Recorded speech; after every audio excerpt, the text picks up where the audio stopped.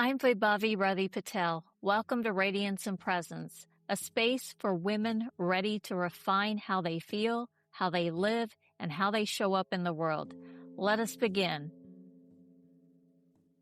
You're standing in front of a wardrobe full of clothes, and nothing feels right. Not because there is nothing there. There's plenty there.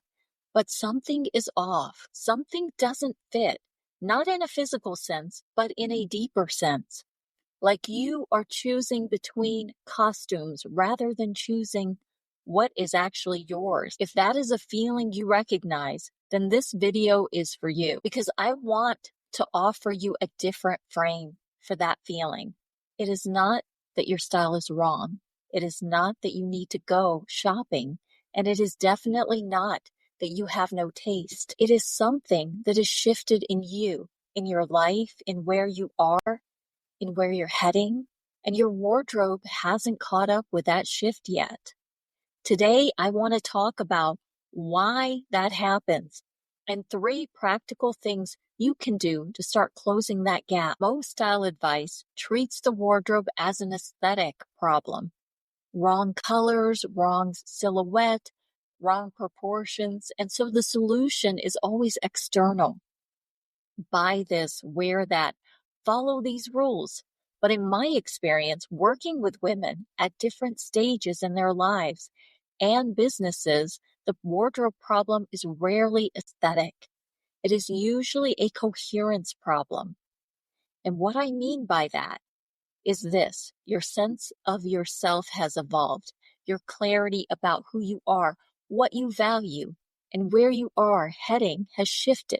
But your wardrobe still reflects the previous version of that picture. And now, and this is the most important part, that shift can go in multiple directions. Maybe you've moved into a quieter, more settled phase, and your wardrobe is still full of these pieces that are louder and more performative. Or maybe the opposite.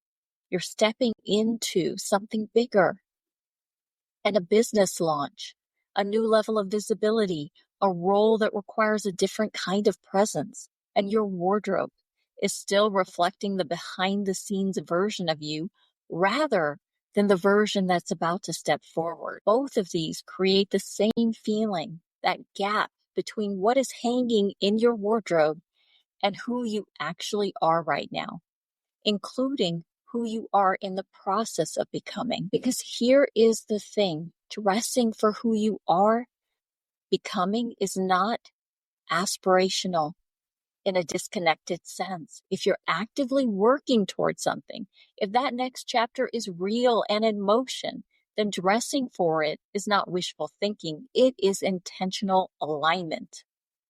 And the question is always, does this reflect me in relationship to where I actually am and where I'm genuinely heading? So let me give you 3 practical ways to start working with that question. Tip 1, ask about resonance, not just fit. Most wardrobe audits tell you to ask 2 questions. Does it fit? Do I wear it? And I want you to ask a 3rd question. Does it feel like me in relationship to where I am right now and also where I'm heading? Not the version of you from 3 years ago, not a version of you that no longer matches your direction. The you that is operating right now, building what you are, living the life you actually are in. That question will give you a much clearer answer than fit or frequency alone. Some pieces you rarely wear, but they are absolutely right for where you're heading. Keep those. Some pieces you wear out of habit, but they actually don't reflect you at all anymore. And those are the ones worth examining. Tip 2, get clear on your color and your silhouette language. Yours, not the trends. I want to be very clear here.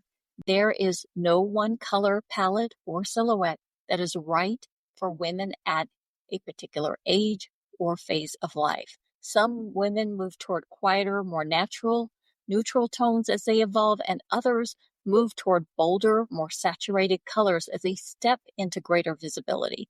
And both are valid. The question is not what the trend is saying, or what your age is, or what the guides recommend. The question is what feels most authentically like you right now.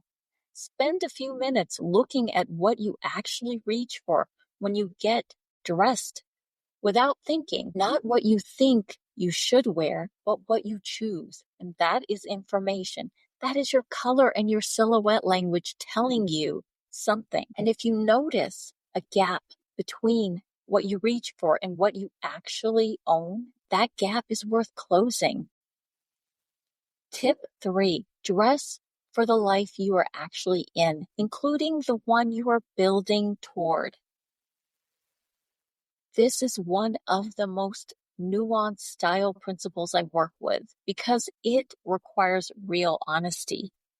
Some women have clothes for a role or a context that genuinely no longer applies, a corporate wardrobe for a job they left years ago, event clothes for a social life that has changed, and those pieces may have served a real purpose, and that is simply over now. But other women are in a building phase, working behind the scenes, developing something, moving toward a launch or a new level of visibility.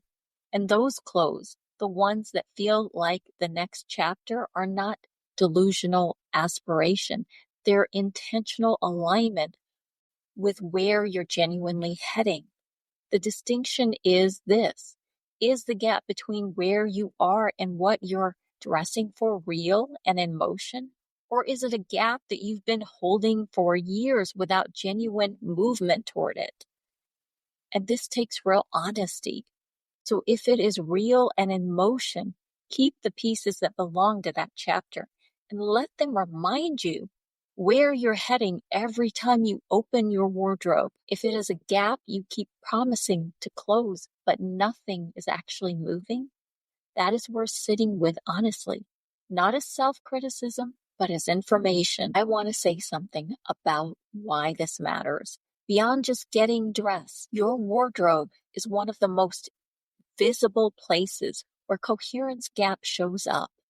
The distance between who you are, including who you are becoming, and how fully your outer expression reflects that. When you dress from that honest place, when what you put on reflects both where you are and where you're genuinely heading, something shifts in how you carry yourself.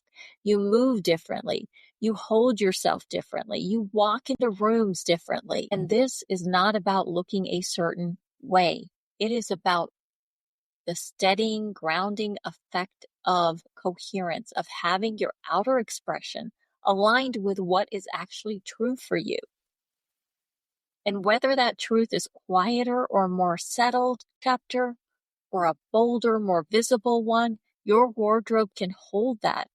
But it has to be your truth, not a trend and not a rule, only yours. This week's reflection question: when you stand in front of your wardrobe, does what is there reflect who you are right now and where you're genuinely heading?